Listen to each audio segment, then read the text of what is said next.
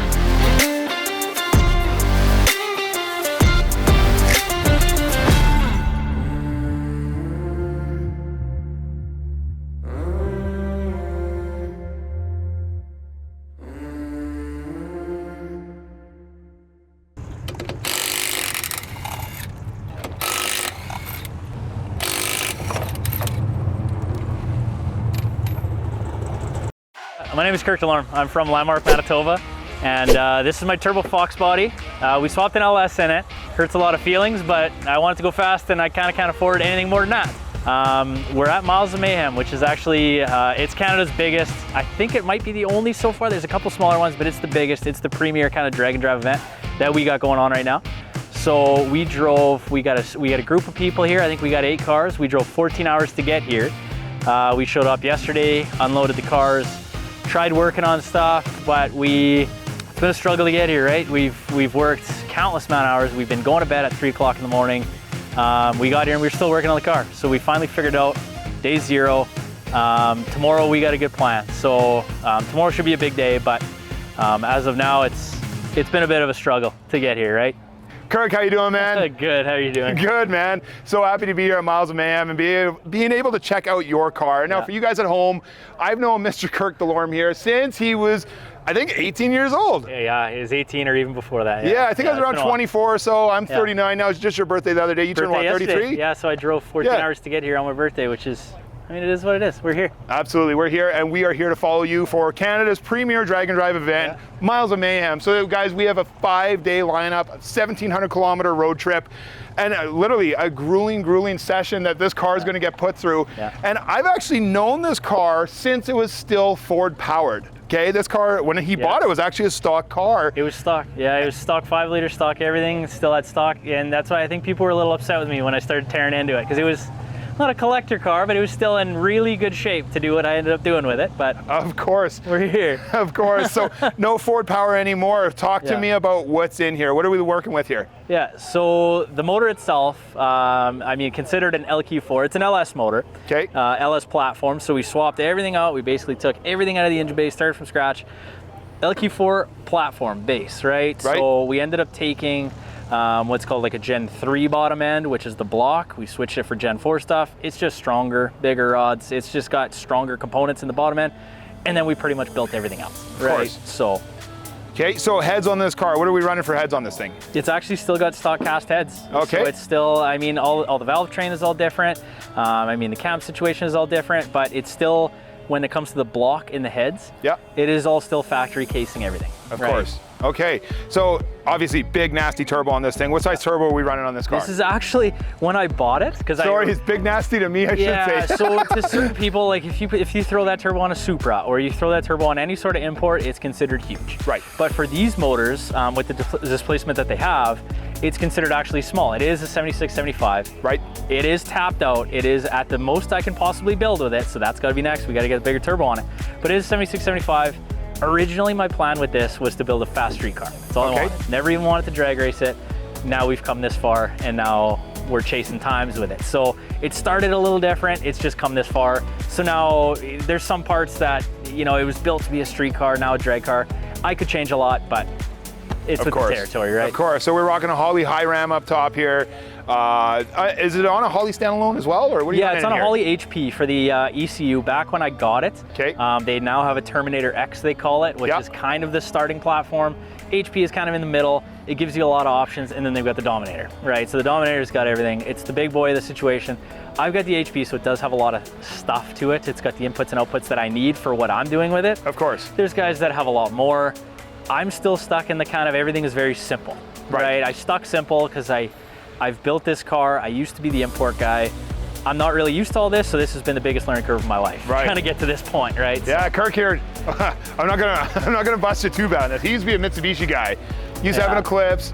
He had actually a beautiful Evo 8 he had before, and it was a gorgeous car. And I think that was the car that probably set the bar to transfer into something like this. Yeah, and it made power, and it was fun. Like driving Evos and stuff around the street, they're fun because they're probably, in my opinion, one of the best street cars you can buy. Of course. When it comes to the weight, when it comes to power, when it comes to all-wheel drive, it's all cool and fun.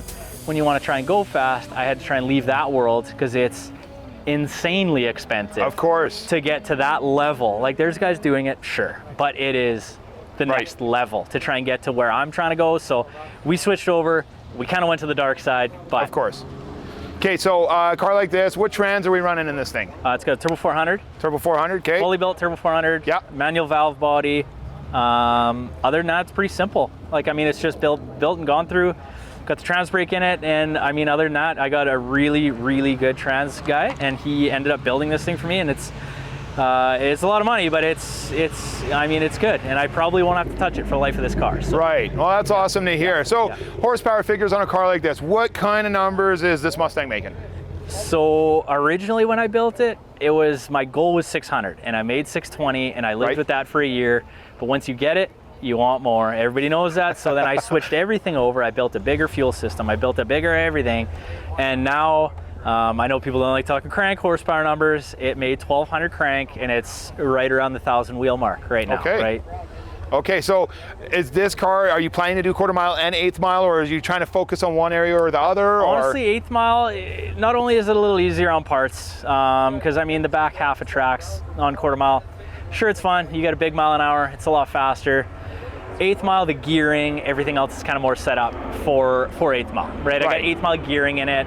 I've got kind of everything set up for eighth mile, so that's where we're at. Okay, and do you have any eighth mile passes from before? What class are you actually running in this weekend here? Well, see, I'm the type of guy that I built this car and I've never really stopped building it to the point where I've never really learned it. Right. So we've got a whole back half on the chassis now, so this is actually the first time I'm ever gonna race with that. So we got a big 4-link setup in the back, it's called.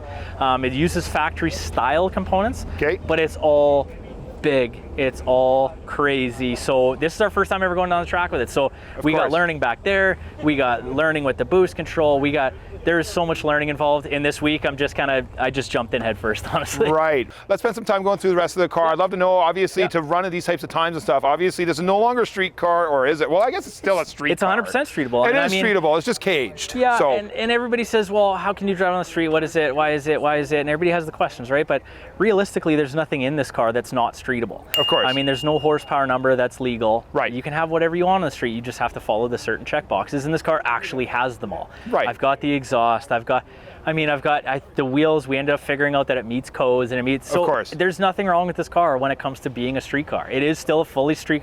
I can still go and grab ice cream with the wife. I can still take it to dinner. Is it uncomfortable? Sure. Is it hot? Sure. Yes. But it's just, I mean, you got to know what you're getting Sacrifices, into, right? I mean, it's just the name of the game. Yeah, so it's fun. But yeah, okay, let's go in. We're going to take a look at the interior of this car, and you know what? Let's walk through the back. Can you talk more about that 4-link and stuff like that? So yeah, let's go check that out. Okay, Kirk, let's check this out. So obviously we got a caged car. Now this is a 92 Mustang, and walk us through here, Kirk. What do we all got going on here? I see a fire extinguisher in the back. What else we got? Well, yeah, the fire extinguishers. That's for when stuff goes bad. We don't have that fire. If I have to use that, it's a bad day. But so what we got? So I got the Holley ECU, right? So it can connect to the digital dash. So we got the Holley digital dash. You got the steering wheels with the buttons. If people don't know what the buttons are, you got the one trans brake button. Trying to leave the line, it'll actually put the car in reverse and first gear at the same time, right? So you build all the power. Once you let go of that button, you have all the power in the world, right? So you let go of that button. This is just to kind of get you into those beams, I guess, into the lights, but this is how you basically start on your pass. You got those. We get the Hurst shifter. It's a manual valve body transmission, so if you think of it, it's an automatic transmission, but at the end of the day, you kind of take the brains out of it, right? So you have a cable on the side of it. That shifter now, it's a manual. You don't have the clutch anymore, but so we're shifting gears on our own with that, right? So we got the 850 cage.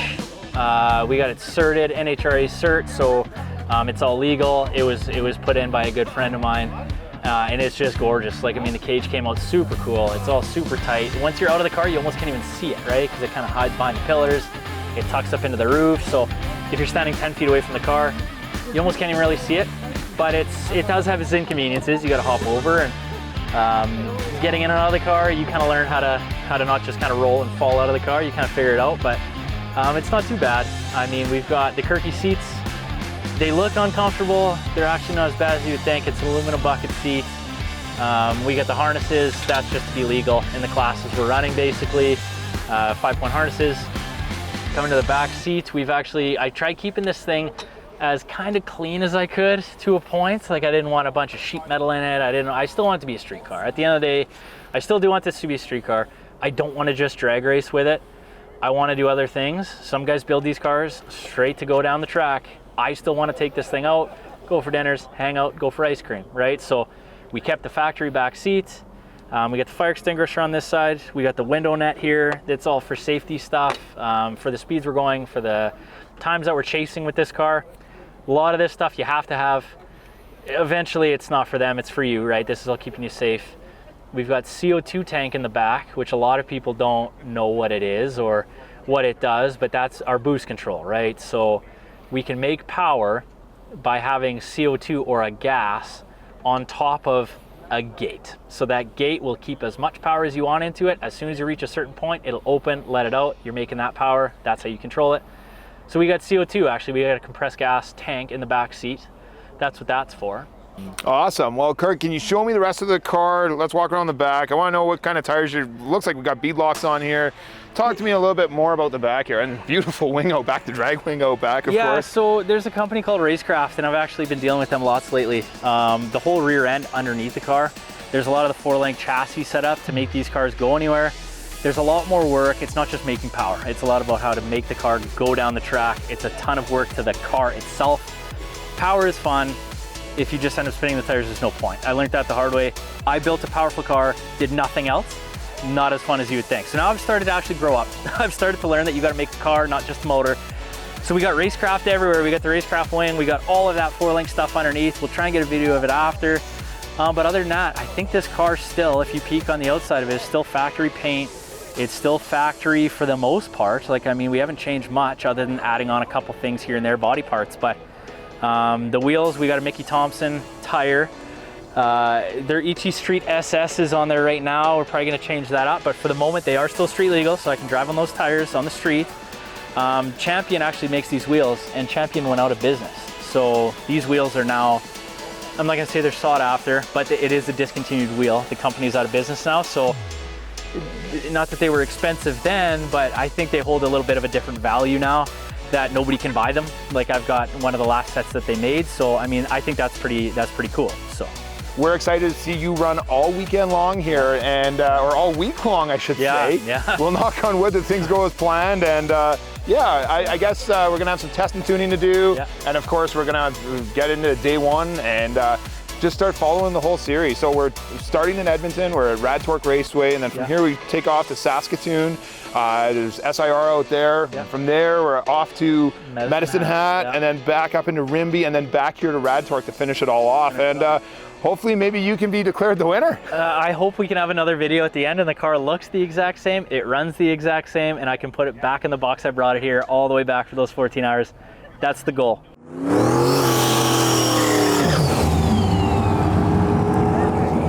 Here we go, we got Kirk's first pass here at Rad Torque. Let's see how it goes.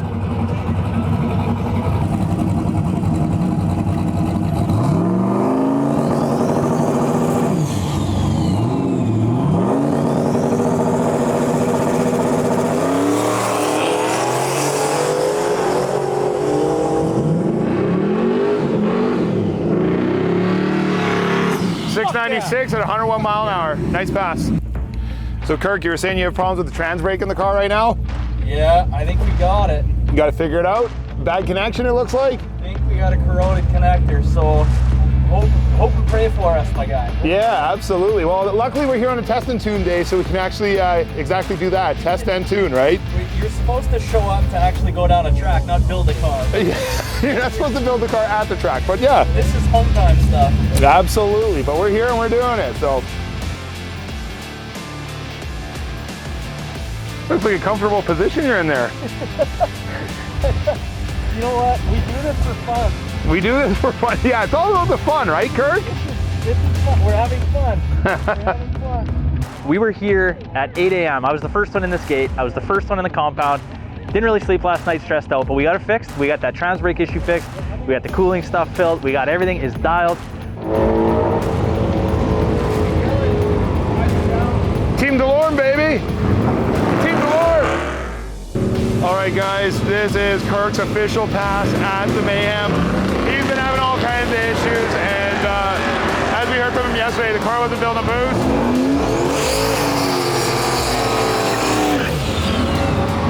Let's see if those issues are fixed.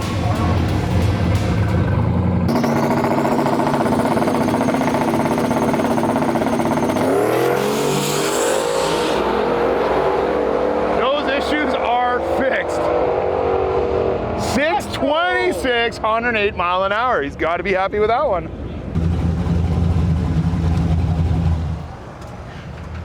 Well, Kirk, first pass at the Mayhem is out of the way. Finally, got that fastest pass of my life. So hey, that's a win.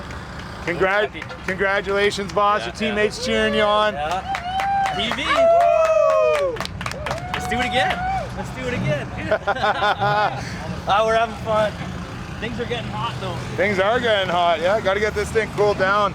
No, it's good, Kirk. You had a very stressful day yesterday, and it looks like things are finally sorted out. You know what? Yeah, I got some sleep last night, and it sounds like we're gonna be doing something today. So pumped. Well, guys, day one of Miles of Mayhem at Rad Torque is pretty much wrapped up. Now, there is a few stragglers left. Some of these guys have some serious problems and are doing everything they can to get the cars fixed up. One of the participants right here, Mr. Kirk. Kirk, why are we still here? What exactly are we doing here, Kirk? See, when we tried putting fuel in the back, my partner put the keys down in the trunk. Whoa, flying stuff. When you don't have keys, you can't get the trunk open. Once you close it, you can't start the car, you can't do anything. So, I mean, it's good we found him, and he's apologetic, and he's saying sorry, so it's good. We can take off now. We're ready. How long were we looking for keys, Kirk? 2 hours, easy 2 hours. And we unloaded and loaded everything like 10 times. This is, at least the car still works. We got keys now, so. I'm glad I got to film it all. Thanks, bud.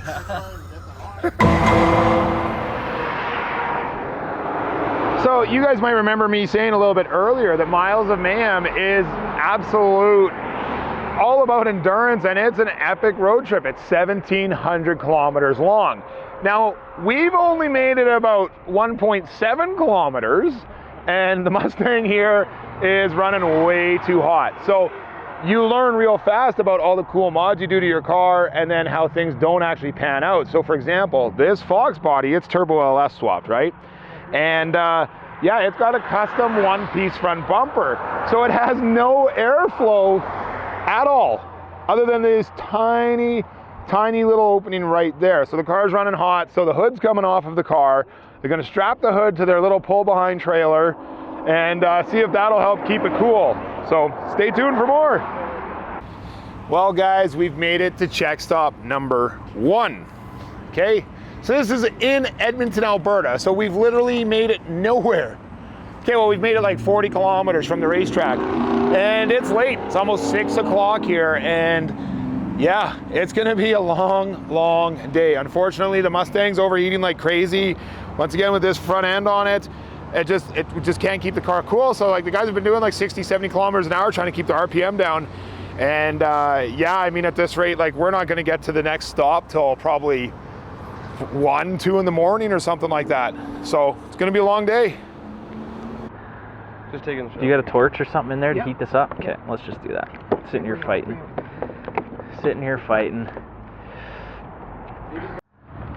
All right, Kirk, we are at JB's Power Center. Check stop number 1. It is, what time do we even have here? Let's see. 6:30? 6:30, and we haven't even left Edmonton yet because of what? What's going on here? Overheating issues. Yes, so I decided to throw the Outlaw front end on this thing, which lets no air in. I knew that. I thought it should be okay. It's not okay. So we're hitting really high coolant temperature numbers. So I think when we pulled in here, it was 246, 247, and to a lot of people that know what they're talking about, it's a lot, right? So we ended up designing. Show me your contraption here. What do we got? We have, that's why we roll in partners on this crew. So we got a pump sprayer, we got ice water, JB Power, they gave us a bucket. So we're gonna take a bucket, fill it with ice water, keep topping this up, pump it up, and then we have fuel line, and we kind of wrapped it. It's gonna stay out the window. We attached it to here, keep it out of the way, and then up front here, we deadheaded it. We put a bunch of holes in it.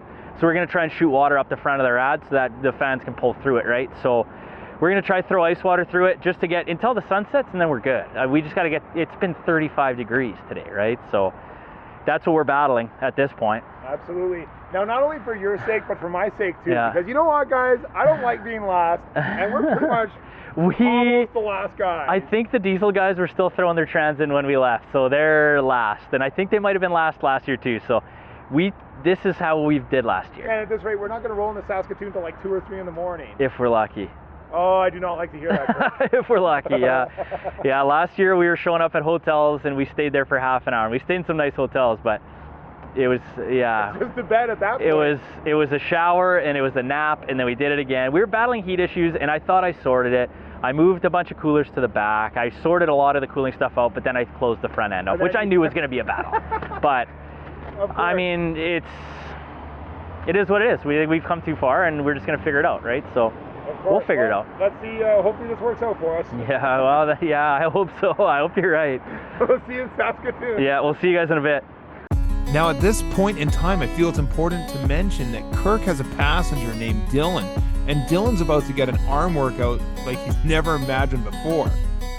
See, it's Dylan's job to keep pumping and pumping and pumping to keep the rad cool in this car so we can at least make some distance. And after pumping for a couple hours, we were starting to get hungry. We decided to stop in a little town called Vegreville for a bite to eat. And after that, we grabbed some rollers through the town and didn't actually make it to our destination, which was Saskatoon, Saskatchewan, until about 4:30 in the morning.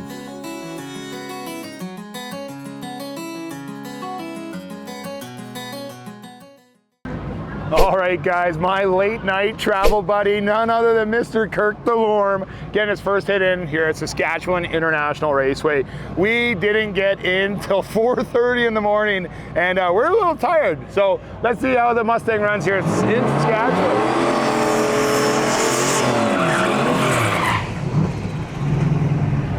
So, as you guys know, this is Turbo LS powered, around 1,000 horsepower, and it's his first hit here. So let's see how it goes.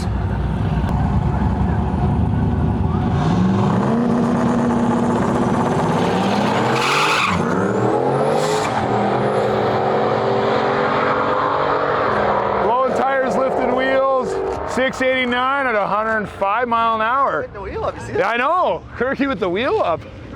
Well, Kirk, test number 2 here for Saskatchewan International Raceway. You had made mention there. First run, I saw a little wheel off action. What was going on there? Yeah, when you start rushing, you forget things. So we've just forgotten anti-roll bar, which the whole front of the car decided to try and pick one tire up halfway down the track. So we got that hooked back up. It's just getting hotter. So we left the same tune-up in it, but I guess we'll see. Okay, well, see what happens. Yeah, hopefully we can get a good pass here, and maybe our next stop, we won't be one of the last ones there. I want to be at least the second last people to leave the track. That's my goal. Second last, good enough. You might be on your own for the drive, buddy. Yeah. See you in a bit. Okay, later. All right, guys, Kirk's coming up here. Now that he's got the roll bar attached, hopefully no wheel up action this time. And we're going to see if he can lay another personal best. All right, here we go.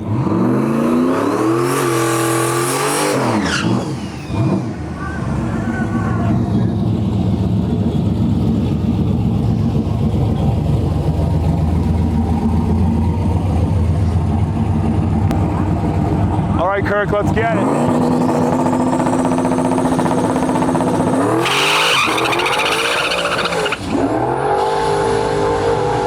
Still traction issues. 107 mile an hour, 690.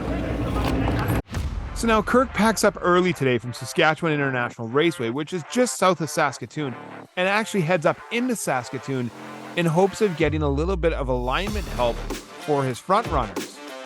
See, Kirk feels like the car's not tracking right, and somebody in town there says they can help him out, but we'll find out more about that later. Kirk continues on his way to Medicine Hat and doesn't arrive till about 3 in the morning.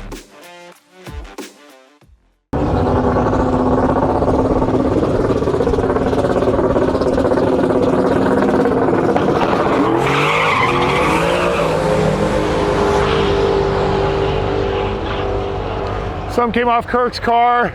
Oh boy. 661, 113 mile an hour. Got the debris. Let's see what that was. That cleaned up in no time. Dylan, what was that? That's a fuel cell cap. Fuel cell cap, okay. Well, Kirk, day 3, Medicine Hat. How you doing, man? It's been a struggle. It has been a struggle. We haven't slept really. I think we've got like 2 hours of sleep total the whole trip, and today's a struggle. Spinning away again. Everything's spinning. So we're trying to go over video and data right now, see what we can do. Now, did you have trans brake problems earlier today, or? Yeah, there's wiring. I got a quick disconnect so I can take my steering wheel completely out of the car, and it wasn't making a good enough connection, so we found that, and I just hardwired it in. So at least we got trans brake and bump now, so that's fixed at least. That's good. Now you got 1 run under your belt. What did you do there? Was it a 663? 663 at 113, but instantly blew the tires off, pedaled 3 times. Guy beside me let me sit on the brake for 7.75 seconds, so that isn't okay. That's a lot of heat, a lot of pressure. That's how you brake stuff, right? And it feels like a lot longer than 7.7 seconds when you're in the driver's seat. Like, it felt like an eternity, but I don't know what else I could do. I just trust the car, I guess, right? Of course. Okay, so you make another pass here, obviously? Yeah, we're gonna figure out, we're gonna watch some videos here. We're just gonna pull up some of the data, and I don't know, we're gonna try and go back out there as soon as we can. Okay, well, good luck. Yeah, right on, thanks.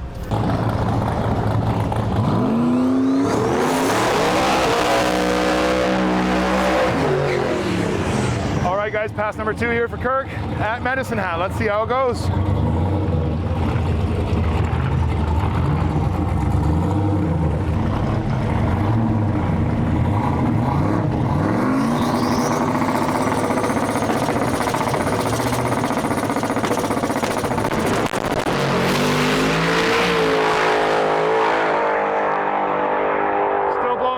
Looks like it's going pretty good here. 115 mile an hour at 646. Good enough for now. Now it was time to finally hit the road and leave Medicine Hat. But what Kirk didn't know was this was going to be the worst night of the mayhem. See, when we were leaving Medicine Hat, the car was once again overheating. So this time Kirk decided to try and remove the one-piece front bumper. So from there we were traveling and Kirk had no headlights, and we were on our way to our next route stop, but we got separated along the way. Fortunately for me, this meant I got an actual good night's sleep for once, but for Kirk, things took a turn for the worse. See, do you remember me talking a little bit earlier about Left-Eyed Larry's Honest Alignment Shop in Saskatoon? Well, it had finally caught up with him. So as he was traveling to his next check stop, getting closer to Drumheller, Alberta, Kirk ended up blowing one of his front runners. So they did everything they could to try to put one of the drag tires on the front of the car and try to nurse the car a little bit further, but then they ended up taking off the other front runner too. From there, they had to pull the actual road tires and put those on the front of the car and run the drag tires on the rear of the car. They ended up sleeping in the car that night, having a cabin to the closest town they could, but they were ultimately disqualified from the competition. What's up, guys? It's Dylan from That Track Channel. Come at you live. We're at Gas Plus and whatever, and we broke down about 18 times today, but that's okay. We're on the road. We're an hour and a half away from the hotel, and all I give a fuck about is hotel beers. Let me tell you what, I have been dying for those sons of bitches all goddamn week. I hate drag racing. I hate that car, and I fucking hate that guy. That's it. What's up, guys? Dylan from That Track Channel coming back at you. We're still at the Gas Plus. Alex, wherever that is, and we're gonna make that stop number 19. And let's go catch up with him. What do you say?